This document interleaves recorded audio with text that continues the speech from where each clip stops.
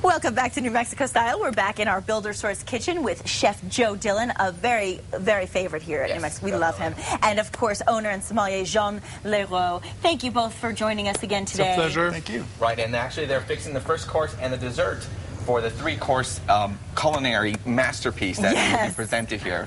And that's going to be available at La Provence Restaurant Week, as you guys were talking about. Which we should go, by the way. Oh, that's a definite. Okay. There's no doubt we will be there. And we were, you guys were all talking earlier, and it sounds like it's such a good opportunity for people that are local to get a taste, like we were saying, of France, get a taste of something outside of what they're used to. Mm-hmm. Absolutely, and with what Chef Joe and the rest of the culinary team has prepared, it's absolutely the taste. It's there. I mean, it's very. It is pleasant, and it's an experience. And that's the key. It's an experience, right? I mean, you're eating great food, but you are creating an experience. So tell us a little bit about the experience we're going to have today. Today, I'm going to demonstrate the truffle poulet for you, and I'm going to tell you a little about the courses I have going on. And poulet is chicken in French, right? Yes, it is. Okay.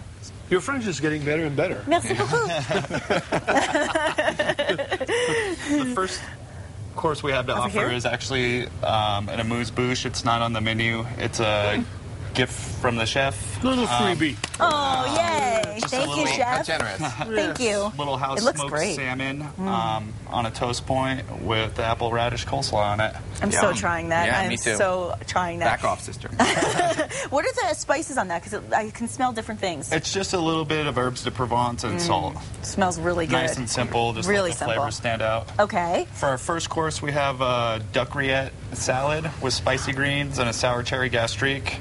Duck rillettes is basically duck confit, which is like what we had the other day last week, and it's pressed into a terrine, and then you can slice it. This is an example of it right here. Oh, that's it? So is that duck? Is that pretty much Yeah, it's just duck leg pressed into a mold. Oh, okay. I never understood how you did that. Okay. It's very delicious. I love it. It's an example of charcuterie, which is the practice of preserving meats, which dates back to before there was refrigerators. I love that. I love you learn so much because it's not just about the food and the experience as we were talking about, but there's something to be learned from all the meals you're preparing. And may I also add there are candied walnuts? There are candied walnuts. Because I love them. And some, local Estancia Farms goat cheese, actually. Lovely, lovely. Okay, so now let's see how you prepare all of this. For the main course, just going to give this as an airline chicken breast. Okay. Which I've stuffed black truffles under the skin, sliced very thinly. Okay. Wait, did you say airline? Yeah, like I'm sorry, airline is a term for skin-on chicken breast with the first wing joint. Any quality butcher would be happy to prepare it for you. Not to be confused with airline food at all. No. Completely a different story. And so you just use vegetable oil? Start with a little canola oil. Okay. Nice hot pan. Perfect. See the oil shimmer, you know it's hot enough. Is that how you figure that out? Yes. So if it shimmers, I like that. All that shimmers is hot. Start it skin side down. Skin side down. I'm going to pan roast it in the oven until the chicken reaches an internal temperature of 165 degrees. 165 internal, okay. While that's cooking, I'm just going to render off a little bit of pancetta. Love pancetta. What exactly is pancetta? Pancetta is pork belly that has been cured and rolled. It's Italian bacon. It's kind of like bacon. I mean, but it's better. And it's because it's Italian. There you go. Yeah, you know. If it's French or Italian, we're happy. Get the pancetta rendering out. Should we back off a little? Smells fantastic. I'm going to get my white bean ragu, which I've already prepared. I love beans. I know, especially white. Now, how did you prepare these? I just simmer them in twice the amount of water until they were nice and tender. You could also use a canned product. Right. Okay. Now, is there bacon or ham in there? Absolutely. Gotcha. Beans and pork are like peas and carrots. That's true, right? It always makes everything a little better. Just going to finish it with a little bit of our nettle pesto. Nettle pesto. I love pesto. I love it. Just keep the floss handy. That's the only thing with pesto. Salt and pepper. Divine. I love it because I always say this to you guys, you always use such interesting and fun ingredients, and you teach somebody something along the way. There's history behind every ingredient, and then on top of it all, the taste is brilliant.